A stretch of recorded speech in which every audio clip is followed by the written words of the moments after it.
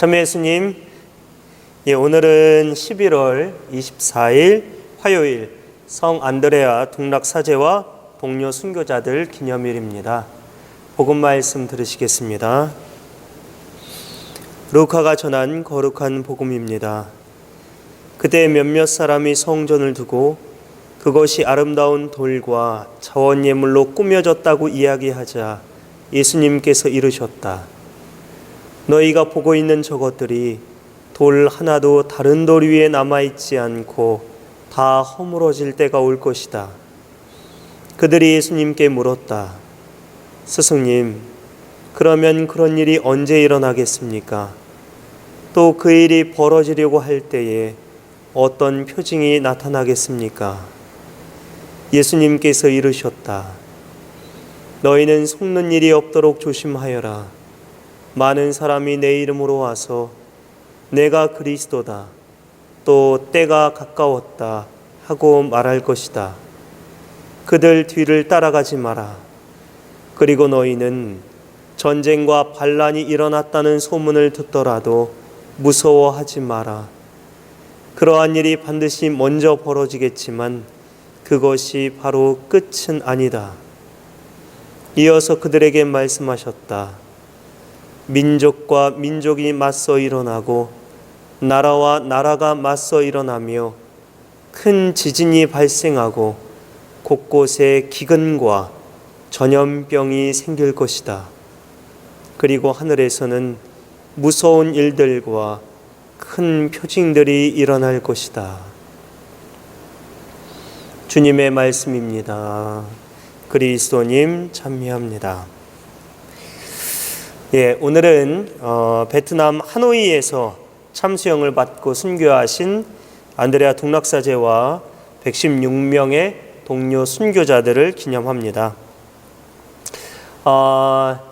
베트남은 그 안드레아 동락 신부님을 알기 전에 알아야 되는 신부님이 한 분 또 계신데, 바로 베트남의 사도라고 불리우는 알렉산드르 드 로드 신부님이라는 분입니다. 이 신부님은 베트남에 있는 동안에 그 로마 그 십진법을 베트남 거기에 이제 접목을 시켜서 거기에서 베트남에서 그 십진법을 사용할 수 있도록 개안해낸 신부님으로도 또 유명합니다. 1624년부터 베트남의 천주교 선교를 본격적으로 이 신부님이 시작을 해서 한 6,700여 명을 개종을 시킵니다. 굉장한 숫자죠. 그런데 이 베트남의 박해가 시작이 됐어요. 한 17세기부터. 그래서 산발적으로 이제 혹독한 교회 박해가 발생하기 시작하면서 18세기에 들어서도 3번의 박해가 있었고 19세기에도 박해가 더 심해지면서 이 1836년에 유럽인 선교사 7명이 처형이 되고 또 많은 교회들이 파괴가 됩니다. 그래서 이 교회 탄압을 두려워한 이 민중들이 산이나 또 들로 이제 숨어가지고 신앙생활을 이어갔던 거죠. 우리나라의 교우촌에 박해시대 때 우리 교우들이 숨어서 신앙생활을 이어갔던 것처럼 응우옌 왕조 때 대대적으로 천주교 탄압이 이루어졌는데 1840년부터 1860년 20년 동안 유럽인 선교사 25명, 그리고 베트남 성직자 300명, 그리고 2만여 명의 신자들이 목숨을 잃었고 1858년부터 85년 사이에만 10만 명 이상의 천주교 신자들이 순교를 당한 것으로 전해집니다. 후에 이 프랑스군이 베트남을 침공을 해서 식민지를 만들고 그래서 이제 박해가 마무리가 되게 되는데, 박해의 바람이 불었지만 19세기 중반에 베트남의 가톨릭 교우수가 45만 명 정도 늘어났던 걸로 추정이 됩니다. 이 베트남의 역사를 보면 한국의 역사하고 비슷한 점들이 좀 있어요. 박해, 그리고 박해 속에서 많은 순교자들이 났고, 그리고 그 상황을 정리하기 위해서 외부에서 프랑스군에서 이렇게 그 개입을 했고, 이런 역사들, 비슷한 역사들을 갖고 있는데 우리나라의 병인 양요가 이 베트남의 사건하고 비슷합니다. 당시에 이제 흥선대원군이 천주교 탄압을 했죠. 그래서 천주교 신자 8,000명이 넘게 목숨을 잃었는데, 그때 당시가 우리나라 이제 최대 규모의 그 병인 박해가 일어났었죠. 그때 당시에 조선교구 4대 교구장 베르네 주교님, 그리고 5대 교구장 다블리 주교님을 포함을 해서 프랑스 선교사 9명도 서울 세남터하고 충남 보령 갈매못에서 순교를 당하셨습니다. 이 터에서 이제 순교 당하신 건 선교사들이 그쪽으로 왔기 때문에 그쪽에서 참수를 하고 해야 이제 그 피로다가 이 외부 그 사람이나 문물을 이제 처형해서 그 피로 씻어내야 된다라고 해서 배가 들어오는 그쪽에서 처형이 이루어졌었다라고 해요. 박해가 이제 치열해지니까 이제 피신해 있던 리델 신부님이라고 계셨는데, 한국명으로는 이봉명 신부님입니다. 이 신부님이 조선을 탈출해서 청나라 텐진으로 가요. 그래서 텐진에서 프랑스 동양함대 사령관에게 도와달라고 구조 요청을 합니다. 그래서 프랑스가 구조 요청을 받고 1866년에 배 7척하고 600명을 데리고 조선에 쳐들어와요. 너무 적은 숫자죠. 배 7척하고 뭐 6,000명, 6만 명도 아니고 600명을 데리고 들어오는데, 믿을 만한 게 있었던 게 신식 대포를 가지고 옵니다. 그래서 그 대포를 쏘니까 겁이 나서 이 15,000명이 넘는 이 조선군이 모두 성을 버리고 도망을 쳤죠. 그래서 프랑스군이 강화도를 이제 점령을 했다가 나중에 이제 방심해 있는 이 프랑스군이 방심해 있는 틈에 조선군이 기습을 해서 결국에 프랑스군이 고국으로 돌아가게 됩니다. 프랑스군이 베트남을 침공을 하고 나서 19년 만에 우리나라에 또 이제 프랑스 선교사들을 구출한다는 그 어떤 타이틀을 갖고 온 건데, 제가 볼 땐 정치적인 것들이 좀 얽혀 있었고, 이거는 어떻게 보면은 그냥 그 건수였죠. 그거를 핑계 삼아서 그냥 우리나라를 침략한 거죠.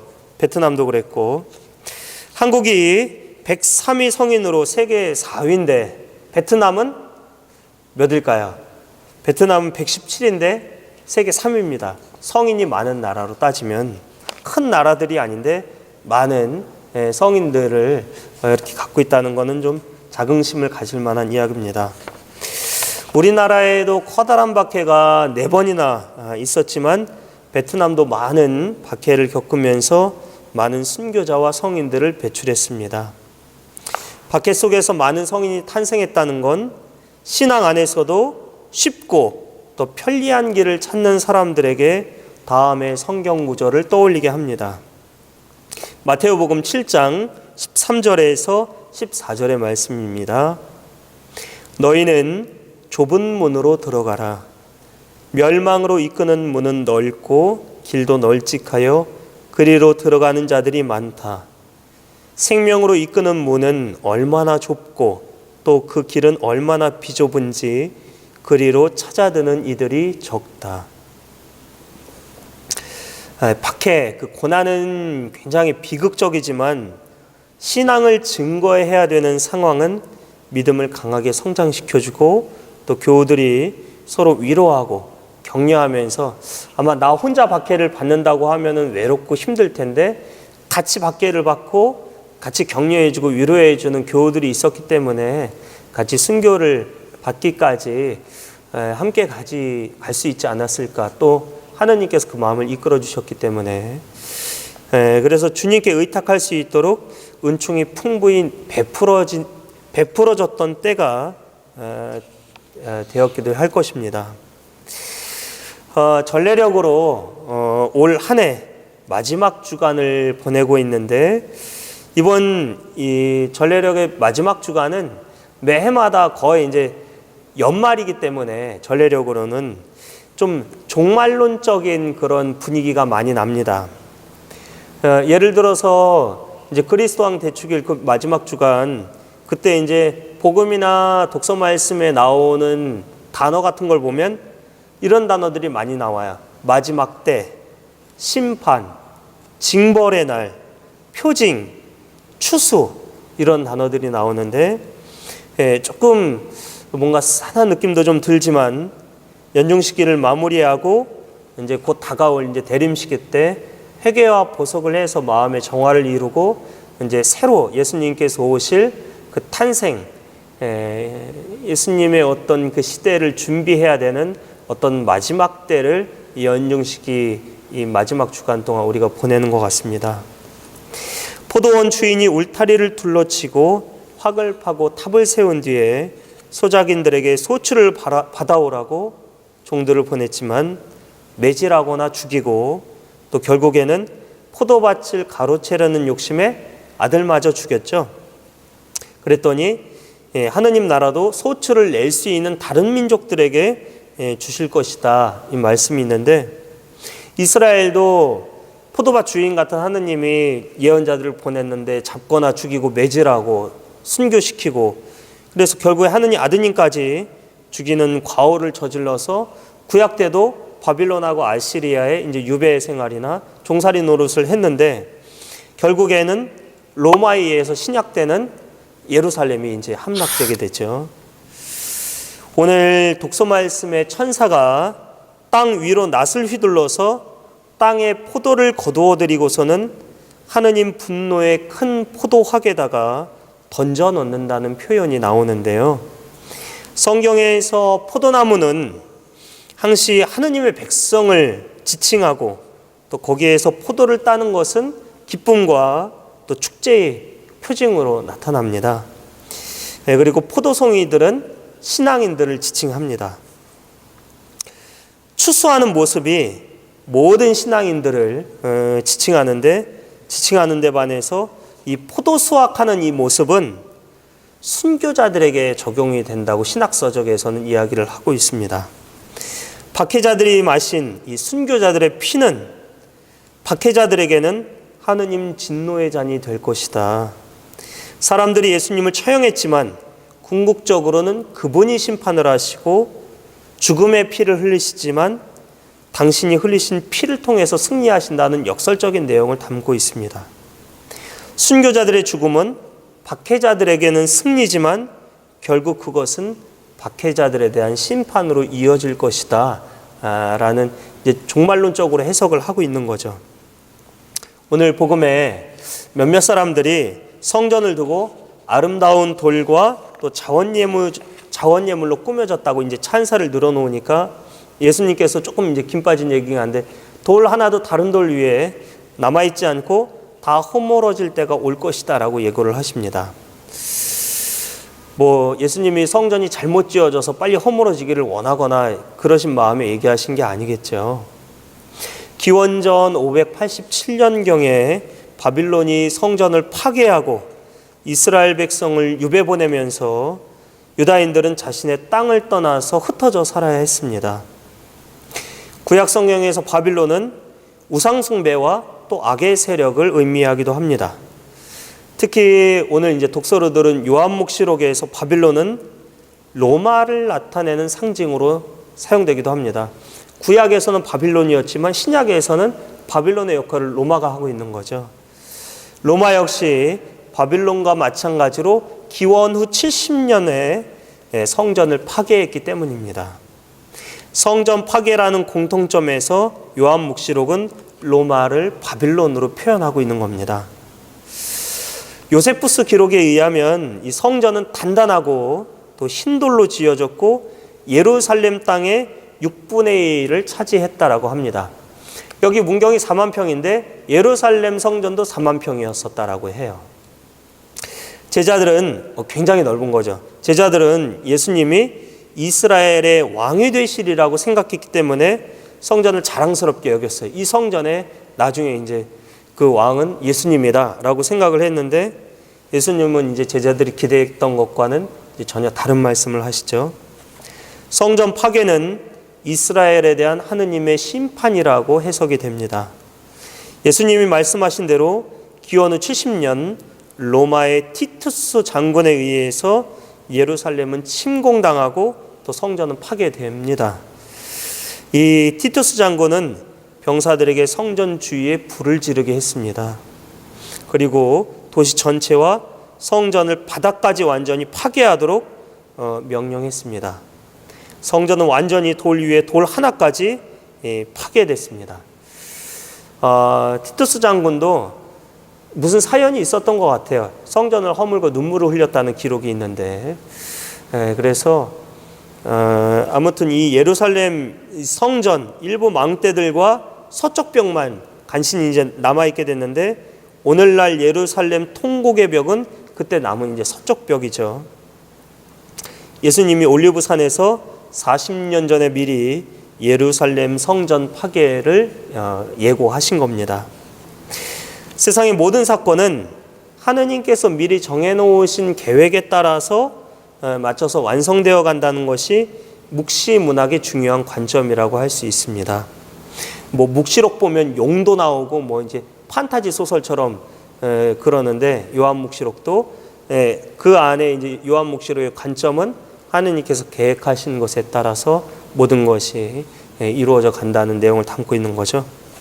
루카복음 19장 41절 이하에 보면 예수님께서 예루살렘의 멸망을 예고하시면서 우시는 그런 구절이 나옵니다. 그러니까 아까 말씀드렸다시피 예수님이 예루살렘이 멸망되기를 바라셨던 게 아니에요. 신나서 니네 아무튼 그런 식으로 이렇게 해서 신나서 예고를 하신 게 아닙니다.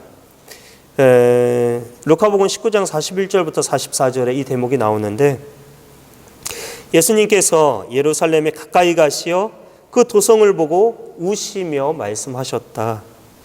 오늘 너도 평화를 가져다 준 것이 무엇인지 알았더라면, 그러나 지금 네 눈에는 그것이 감추어져 있다. 그때가 너에게 닥쳐올 것이다. 그러면 너의 원수들이 네 둘레에 공격 축대를 쌓은 다음 너를 에워싸고 사방에서 조여들 것이다.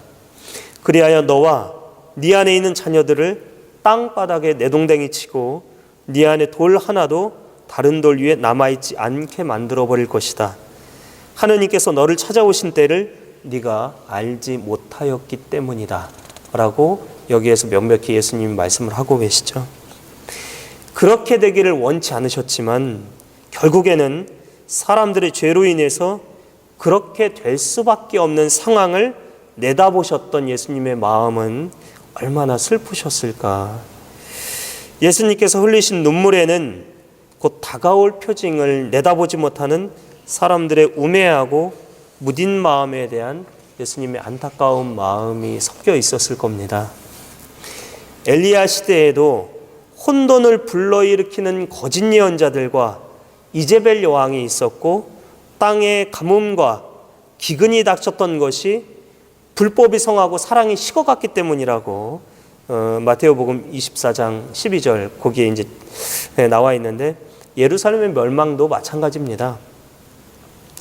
오늘 복음은 무서운 일들과 큰 표징들이 일어날 것이라고 하고 있지만, 바로 이어지는 내일 복음을 좀 들여다보면 박해를 그래도 너희가 견뎌내면 너희는 머리카락 하나도 잃지 않을 것이다 라는 말씀으로 부활에 대한 희망을 또 주고 있습니다. 그러니까 너희는 끝이야. 뭐 너희들의 멸망으로 너희는 이제 뭐 기회도 없다라고 얘기하시는 게 아니라, 어려운 때를 잘 극복하고 너희가 신앙을 잘 증거해 나간다면 너희의 머리카락 하나도 잃지 않을 것이다 라고 이야기를 하고 계신 것이죠. 오늘 복음의 바로 뒷부분에 이어지는 내용이 내일 복음에 이어서 또 나오는 겁니다. 제가 얼마 전에 TV에서 꼬리에 꼬리를 무는 그날 이야기라는 프로그램을, 제목이 좀 길죠? 그래서 뭐 꼬꼬무 이렇게 이야기도 하는데, 그 프로그램을 봤는데 다미성교회의 이장님 목사의 휴거에 대한 내용을 담고 있었습니다. 1992년 10월 28일 24시 자정이 되면 지상에서 그리스도를 믿는 모든 사람이 공중으로 증발해버리고, 온 세계가, 그러니까 버스 운전하다가 버스 기사가 증발해버리면 버스가 사고가 나고, 갑자기 그 사람들이 사라지니까 온 세계가 아수라장이 돼서 3차 대전이 일어나고 전 세계가 질병과 또 천재지변으로 멸망한다는 다가올 미래를 대비하라라는 이장님 목사의 책으로부터 사건이 시작되었다고 합니다. 10월 28일에는 아이가 없어야 한다고 어렵게 가진 첫 아기를 임산부가 낙태하는 일도 발생되고, 또 집과 재산을 다 처분해서 어차피 불러 올려줄 때는 그게 다 소용이 없으니까, 그래서 지인한테 그걸 다 이제 넘겨주고 일가족이 갑자기 사라진다거나 이런 사건들이 굉장히 그때 많이 발생을 한 거죠. 그래서 뭐 비닐하우스에서 이제 다가올 휴거를 준비하면서 집단 생활을, 가지고 있는 재산 다 처분하고 집단 생활을 하기도 하고, 설립 4년 만에 전국에 92개 지부와 또 해외에 40여 개의 지부가 생기고, 예배마다 휴거 꿈을 꾸었다는 간증이 넘쳐나면서 휴거를 주장하는 교회가 250여 개가 생겨납니다. 그래서 자기는 이제 다른 사람은 꿈을 꿨는데 나는 꿈을 안 꾸면은 휴거에 대한 확신이 없어서 꿈을 꾸게 해달라고 또 기도하고, 그때 마침 이제 걸프전이 일어났는데 TV에 그 걸프전이 중계방송으로 나가요. 그러니까 사람들이 전쟁이 일어나는 장면을 TV로 처음 본 거예요. 그러다 보니까 더 이제 그 전쟁에 대한 충격과 공포에 또 불안감에 휩싸여서 사재기가 막 발생되고, 종말론에 대한 책들이 불티나게 팔리면서 이장님 목사의 책이 종교 부분 베스트셀러 1위를 차지하기도 합니다. 제가 지금 이 상황을 알려드리는 건 다음에 언제라도 이런 비슷한 상황이 있을 때 이장님 목사 같은 사람이 또 나타날 수도 있기 때문에, 지금 보면은 사람들이 왜 그렇게까지 했을까 이렇게 생각될 수도 있는데, 한번 이 과정이나 그때 어땠었는지 아시는 분들도 계시지만 대략적으로 설명을 해드리면, 이 멸망이나 종말에 대한 것을 이런 식으로 우매하게 받아들일 수도 있겠구나라는 생각을 한번 같이 공유해 보자고 말씀을 드리는 겁니다. 이때 서울역 광장, 명동 지하철역에는 종말이 얼마 남지 않았습니다라는 말을 외치는 사람들을 자주 만날 수 있었습니다. 전국에 250여 개 교회 신도 10만여 명이 휴거에 빠져들 정도로 전국에 휴거 열풍이 일었었습니다. 이장님 목사가 검찰에 연행이 돼서 하도 이상한 일들이 많이 발생되니까 검찰에서 이제 조사에 들어가서 이장님 목사를 이제 연행했는데, 당시 이제 신도들이 헌납한 돈을 개인 계좌로 받은 게 그때 당시에 90년도에 무려 34억 4천만 원이었었는데, 누구 하나 신고하는 사람도 없고 또 사기죄가 성립이 되지 않았었는데, 나중에 이장님 목사의 집에서 휴거 이후에 지급될 환매 조건, 부채권이 발견이 됩니다. 이거는 그럼 이장님 목사도 휴거면은 끝나는 건데 그 이후에 돈을 이렇게 챙길 생각을 하고 있었으니까 이거는 자기가 믿는 교리가 아닌 거라는 거가 밝혀진 거죠.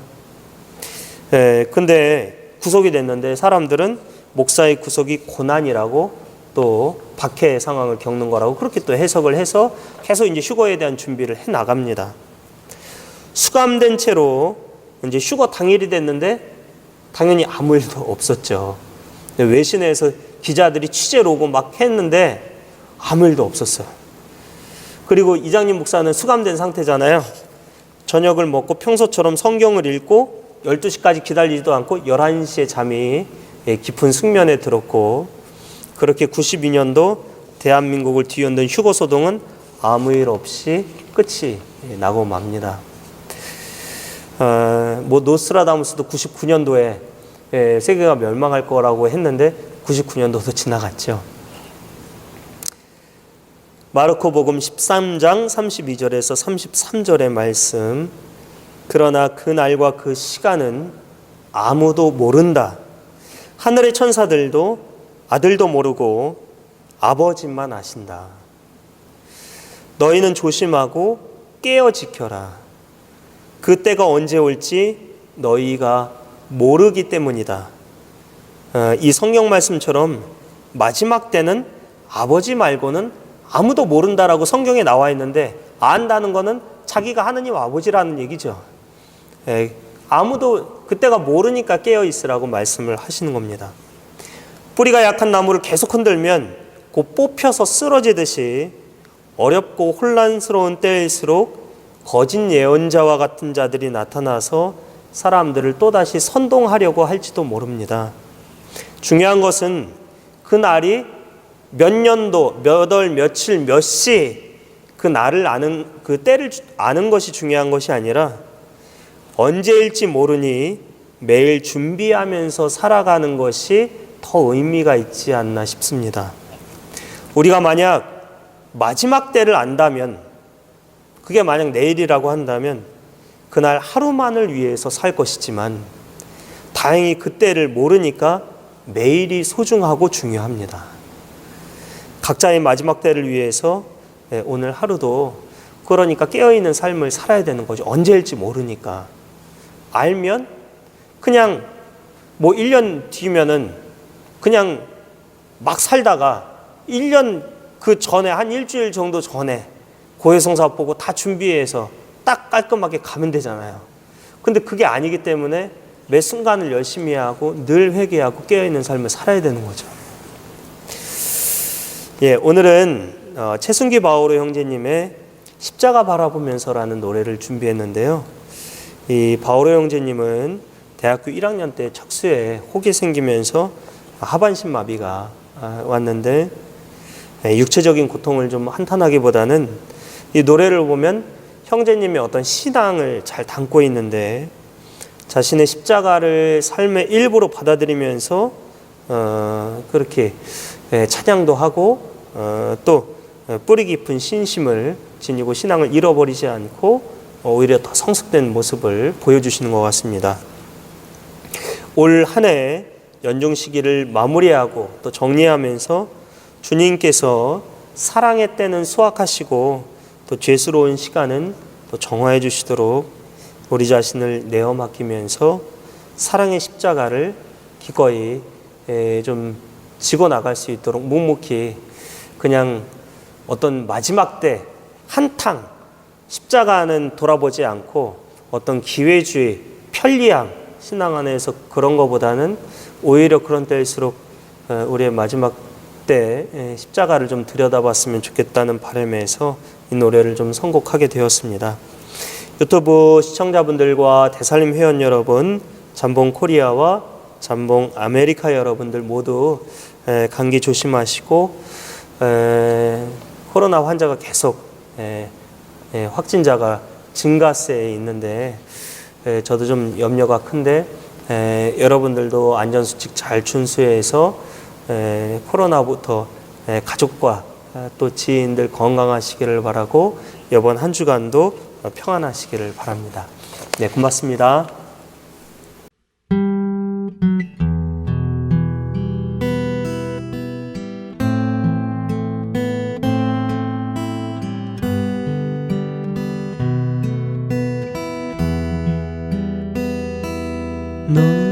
누구나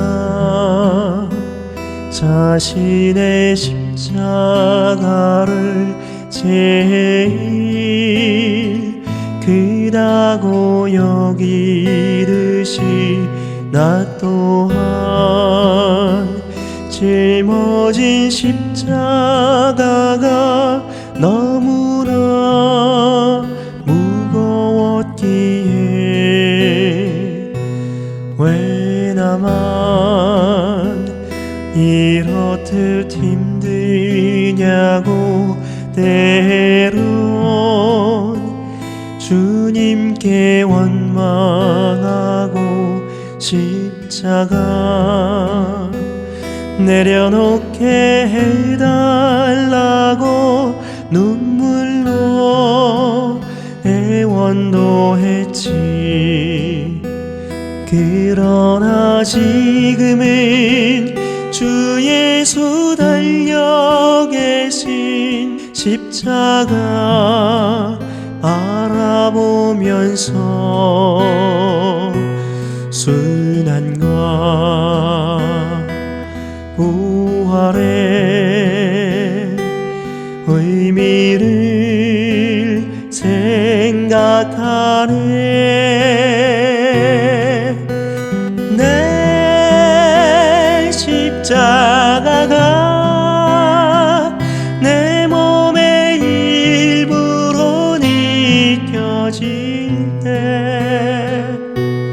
나 또한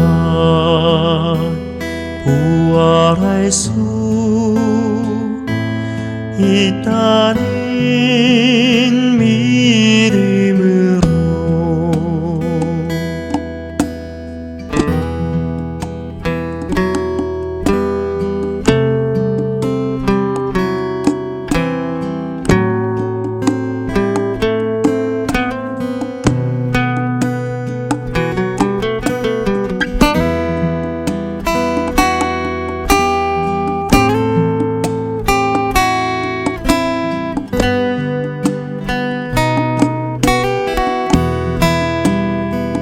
그러나 지금은 주 예수 달려 계신 십자가 바라보면서 순환과 부활의 의미를 생각하네.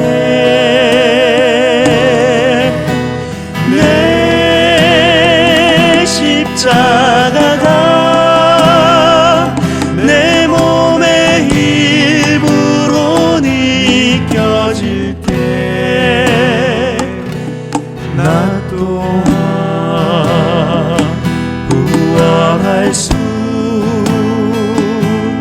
있다는 믿음으로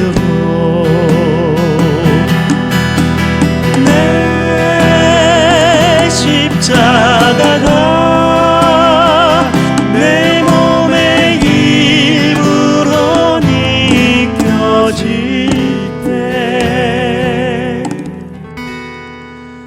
나 또한 부활할 수 있다는 믿음으로 나 또한 부활할 수 있다는 믿음